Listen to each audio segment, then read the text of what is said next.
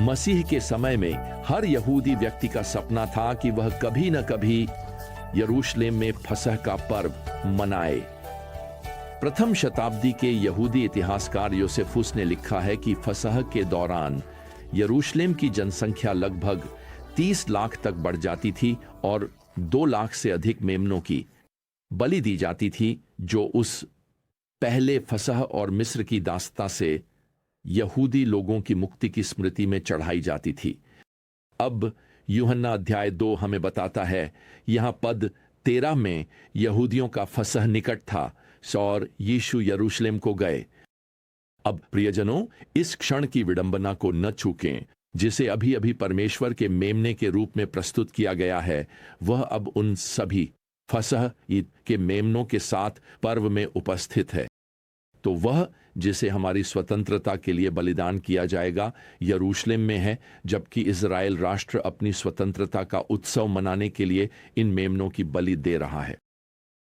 अब मूसा की व्यवस्था के अनुसार केवल एक निर्दोष मेमने को ही फसह के बलिदान के रूप में चढ़ाया जाना था। लोग अपने झुंड में से एक मेमना ला सकते थे, लेकिन उसे चढ़ाए जाने से पहले याजकों द्वारा स्वीकृत किया जाना आवश्यक था।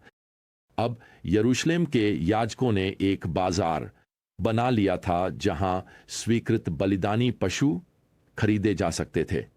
खैर, जो शुरुआत में एक सुविधा के रूप में शुरू हुआ था, वह जल्दी ही भ्रष्टाचार में बदल गया। याजकों के वेतन पर रखे गए निरीक्षक उन जानवरों की जांच करते थे जिन्हें किसान समुदाय फसह के बलिदान के लिए लाते थे, और वे हमेशा कोई न कोई कारण ढूंढ ही लेते थे कि जानवर को अस्वीकार कर दिया जाए। आप जानते हैं, कोई व्यक्ति अपने झुंड से लाया हुआ जानवर और इससे उसे मजबूरन मंदिर के स्टॉकयार्ड से ही जानवर खरीदना पड़ता था, और जो ऐतिहासिक रूप से हम जोड़कर समझ सकते हैं, उसके अनुसार जानवरों को उनकी सामान्य कीमत से 10 गुना अधिक दाम पर बेचा जा रहा था। आप जानते हैं, यह कुछ वैसा ही है जैसे मेले में सॉफ्ट ड्रिंक खरीदना या बेसबॉल मैच में हॉट डॉग लेना। कीमतें तो आसमान छूने लगती हैं। खैर, उन्हें पता है कि अब वे आपको पकड़ चुके हैं, है ना? अब इस समस्या के अलावा याजक एक वार्षिक शुल्क भी वसूलते थे। इसे वे मंदिर पौंडकर कहते थे। तो हर तीर्थयात्री जो मंदिर परिसर में पूजा करने आना चाहता था, उसे यह कर देना पड़ता था। अब समस्या यह थी कि उस समय तरह तरह की मुद्राएं, अलग अलग प्रकार के सिक्के इस्तेमाल होते थे। रोम के चांदी के सिक्कों से लेकर मिस्र के तांबे के सिक्कों तक। तो याजकों ने इसमें और भी ज्यादा पैसा कमाने का मौका देख लिया। उन्होंने सभी तीर्थयात्रियों से अपनी मुद्रा को मंदिर की मुद्रा फोइते में बदलवाने की मांग की। इसे वे पवित्र स्थान के शेकेल कहते थे। अब केवल यही मुद्रा मंदिर में भुगतान के लिए स्वीकार की जाती थी, तो जाहिर है लोगों से अपनी मुद्रा बदलवाने के लिए शुल्क लिया जाता था। इसलिए मसीह के समय तक मंदिर प्रांगण में ये व्यापारिक गतिविधियां मंदिर बाजार के नाम से जानी जाने लगी थीं, जिन्हें वास्तव में अन्नास के पुत्रों के बाजार का उपनाम दिया गया था। अन्नास पूर्व महायाजक था, और सच कहें तो यह कुछ और नहीं बल्कि जबरन वसूली थी। यह ऊपर से नीचे तक पूरी तरह भ्रष्टाचार था। और मैं आपको बता दूं, आज भी भ्रष्ट धर्म हमेशा शिष्यों को बनाने से ज्यादा पैसे कमाने में रुचि रखता है।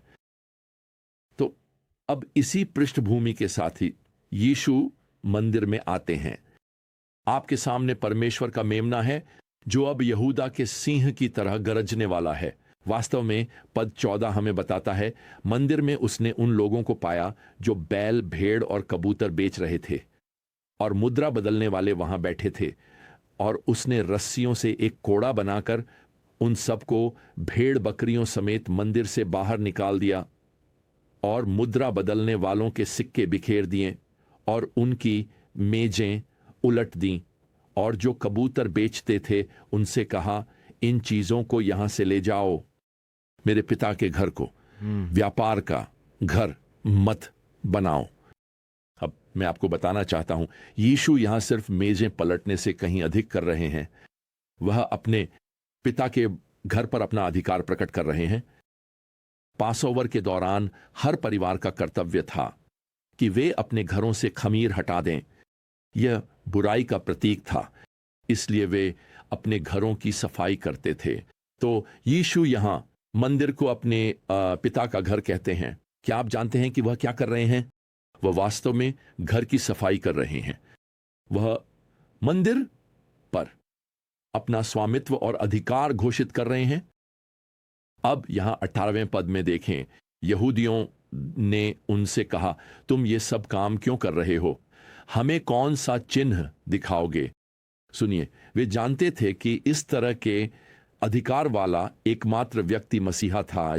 इसलिए आप जानते हैं, वे उसका ड्राइविंग लाइसेंस देखना चाहते थे। वे उसकी पहचान का सबूत चाहते थे।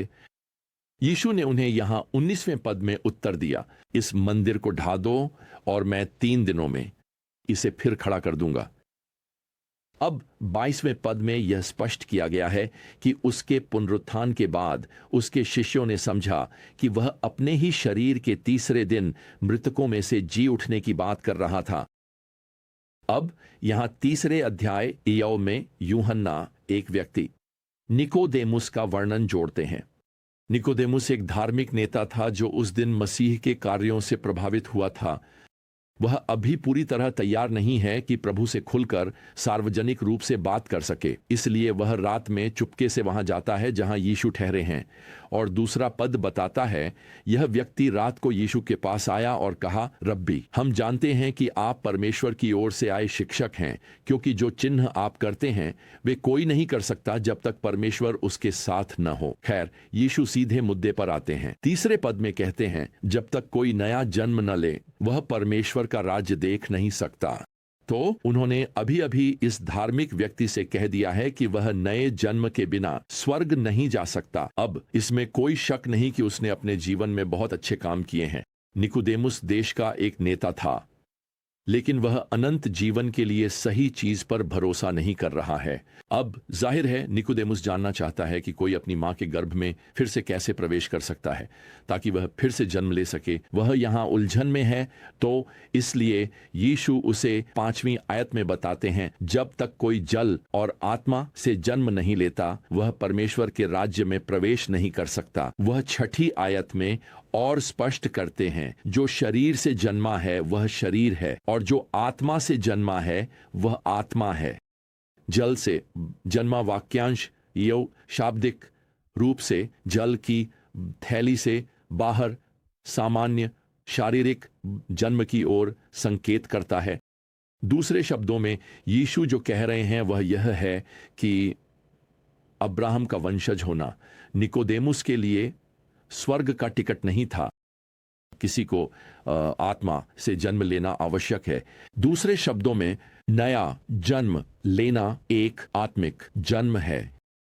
तो यहां अगला सवाल है जिसे यीशु पहले से ही समझ जाते हैं, यदि परमेश्वर की आत्मा अदृश्य है तो हम कैसे सुनिश्चित कर सकते हैं कि हमारा आत्मिक पुनर्जन्म हुआ है? यीशु यहां 8वीं आयत में कहते हैं, हवा जहां चाहती है बहती है और तुम उसकी आवाज सुनते हो, पर यह नहीं जानते कि वह कहां से आती है और कहां जाती है।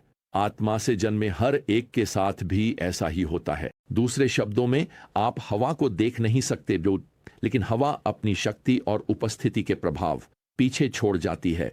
इसी तरह पवित्र आत्मा को भी देखा नहीं जा सकता, लेकिन वह अपनी उपस्थिति और शक्ति के प्रभाव उन लोगों पर छोड़ जाता है जिन्होंने नया जन्म अनुभव किया है। खैर, यहां 9वीं आयत में निकोदेमुस का सवाल यह दिखाता है कि वह अब भी नहीं समझा है। वह प्रभु से पूछता है, ये बातें कैसे हो सकती हैं? और इसी के साथ यीशु यहां 14वीं आयत में अब तक का सबसे स्पष्ट उदाहरण प्रस्तुत करते हैं।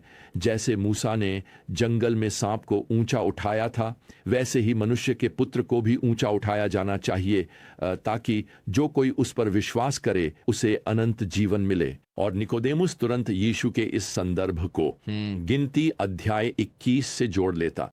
इसने विश्वास और उद्धार के बीच एक संबंध सिखाया। वहां जंगल में इस्राएल ने परमेश्वर के विरुद्ध शिकायत की थी। फिर परमेश्वर ने छावनी में जहरीले सांप भेजे। परमेश्वर ने मूसा से कहा कि वह कांसे का एक सांप बनाए और उसे एक खंभे पर टांग दे, और जिन्हें सांप ने काटा है वे उस कांसे के सांप की ओर देखें और तुरंत चंगे हो जाएं। शाब्दिक रूप से परमेश्वर के न्याय से तो बचा लिया गया। इसी तरह यीशु कह रहे हैं कि उन पर विश्वास करके उस पर नजर डालकर जो क्रूस पर ऊंचा उठाया जाएगा, हाँ, उस पर विश्वास की दृष्टि डालने से आप अनंत जीवन पा सकते हैं। वैसे यही मसीह में विश्वास के द्वारा उद्धार का सरल संदेश है। हम इसे अपनी अगली कक्षा में और विस्तार से देखेंगे, लेकिन अभी के लिए मैं चाहता हूं कि आप निकोदेमुस के लिए इस चुनौती पर विचार करें। शायद आप खुद को निकोदेमुस में देखते हैं, शायद आप वैसे ही महसूस करते हैं जैसे निकोदेमुस ने कभी किया था। आप अपने अच्छे कामों पर भरोसा कर रहे हैं, आपकी आशा खुद आप में है, आपका विश्वास वास्तव में आप में ही है, लेकिन फिर भी आप अंदर से खाली हैं। आप जानते हैं कि आपको आत्मिक जीवन की आवश्यकता है, आपको नया जन्म लेना है, और मैं आपको बताना चाहता हूं उद्धार परमेश्वर का एक उपहार है। यह विश्वास के द्वारा प्राप्त होता है जब आप उस पुराने खुरदरे क्रूस की ओर देखते हैं और अपने पापों का दंड चुकाने के लिए बलिदान किए गए परमेश्वर के मेमने में अपना विश्वास रखते हैं। यहीं जहां आप अभी हैं, आप उनसे प्रार्थना कर सकते हैं कि वे आपके उद्धारकर्ता बन जाएं। जब आप उनसे अपने प्रभु और उद्धारकर्ता बनने के लिए कहते हैं, तो मैं आपको बताना चाहता हूं इसी क्षण आप नया जन्म पाते हैं। खैर, इस पर अगली बार और अधिक चर्चा करेंगे। तब तक प्रियजनों, प्रभु यीशु मसीह की अनुग्रह, परमेश्वर का प्रेम और पवित्र आत्मा की संगति आप सभी के साथ बनी रहे। आमीन।